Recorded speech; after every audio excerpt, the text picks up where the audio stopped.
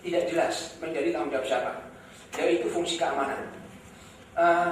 Di dalam undang-undang tentang pemerintahan di daerah nomor 2 tahun 74 masih ada kata-kata keamanan menjadi tanggung jawab pemerintah di daerah. Tetapi dengan undang-undang baru tidak jelas.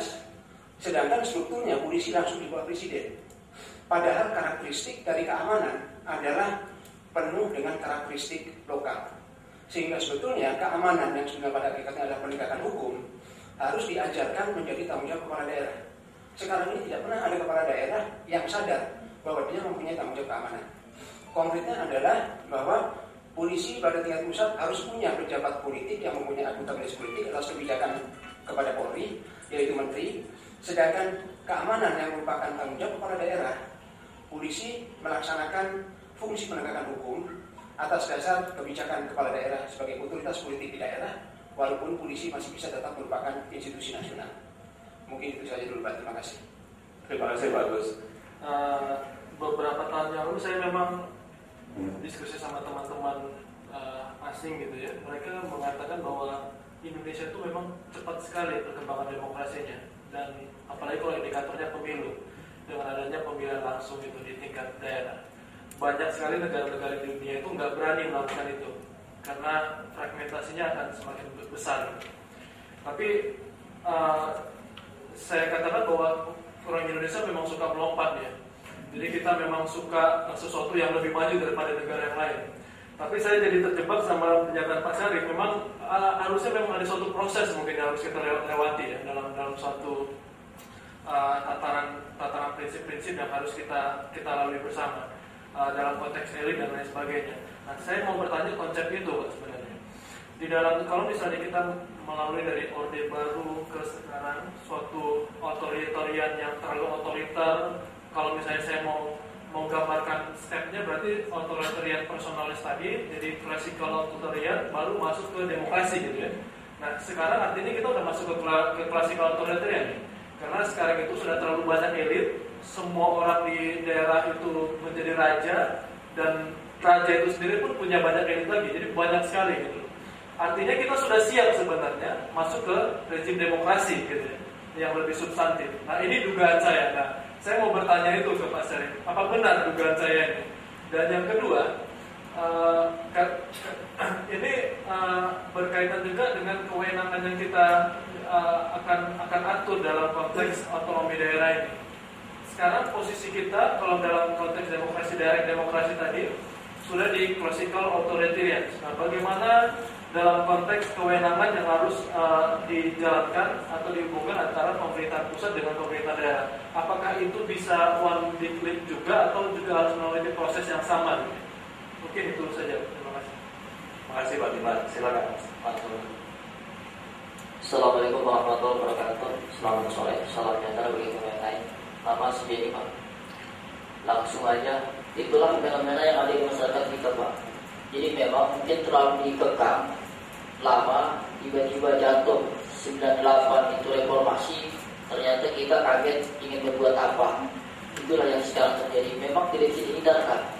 Memang jadi seorang calon legislatif atau seorang dewan memang tadi disebutkan tadi, yaitu adalah punya modal, dan yang kedua adalah seorang politik atau incumbent. Ya, saya minta bagaimana caranya agar masyarakat ini paham mengenai politik, karena yang kita dengar ini secara langsung ini politik adalah kurang begitu enak didengar. Ya, mungkin itu. Assalamualaikum warahmatullahi wabarakatuh. Bu Titi, begini Bu, ya sebenarnya si Beswati memang begini. Kalau saya frankly speaking ya, saya mencoba good governance, gitu ya, mencoba gitu ya. Ketika disusun PD 8 coba. Pertama, saya minta pusat membuat draft. Urusan apa saja? Katakan urusan pemberdayaan perempuan. Pusat buat draft. Bagaimana pusat, provinsi, kabupaten, kota. Setelah jadi draft pusat, saya undang 33 provinsi, 33 kabupaten, 33 kota. Berdiskusilah draft pusat. Saya mencoba demokratis. Luar biasa dinamikanya. Bisa berhari-hari, makanya saya butuh waktu 3 tahun untuk itu. 3 tahun menyusun 31 kewenangan, betapa bentuknya. Ini belum masyarakat masuk. Kalau tambah masyarakat masuk lagi, saya juga kemarin berapa tahun itu selesai. Dan saya tanya di Eropa, saya kunjungi beberapa negara, saya buat 3 tahun, oh itu baru cepat kata itu. Kalau di kami 50 tahun kali buat. Kalau 50 tahun ada jalan negara ini, itu soalnya. Nah, inilah pengalaman. Ini yang kedua. Apakah sebenarnya pemberdayaan perempuan, apa gender mainstreaming masukin itu urusan wajib daerah, urusan wajib pemerintahan daerah. Kenapa dia urusan wajib? Karena menyangkut hak-hak konstitusional warga negara dan juga komitmen nasional dalam konvensi internasional MDGs, Minimum Goal Gender Mainstreaming. Maka dia urusan wajib. Kembali pada persoalan. Ini nggak tahu nanti masalah itu jawab. Orang daerah tidak tentu tertarik membiayai ini. Karena dia cost center, bukan revenue center. Orang daerah akan menarik urus sampah, hutan, laut yang ngasih uang. Yang ngasih uang, I don't care. Ini soalnya. Nah, ini walaupun kita udah buat di PP-nya, itu kewenangan wajib. Kalau daerah melalaikan kewenangan wajib secara sengaja, maka diambil alih oleh pusat kerjaan itu dijadikan dengan APBD. Nah, APBD-nya habis juga. Itu soalnya. Memang ini komplikasinya banyak sekali ya. Nah, artinya kita udah coba membuat melibatkan kementerian perempuan, terus kemudian buat aturan mainnya, kita sosialisasi segala macam. Tapi memang maaf kata ya, itulah realitas yang saya ceritakan. Kurang begitu tertarik. Yang cost center kurang sekali tertarik daerah. Tapi kalau yang revenue center pasti berkait kebutuhan kewenangan dia. Ya, ini saya itu realitas seluruh Indonesia kayak begitu itu misalnya. Terus kemudian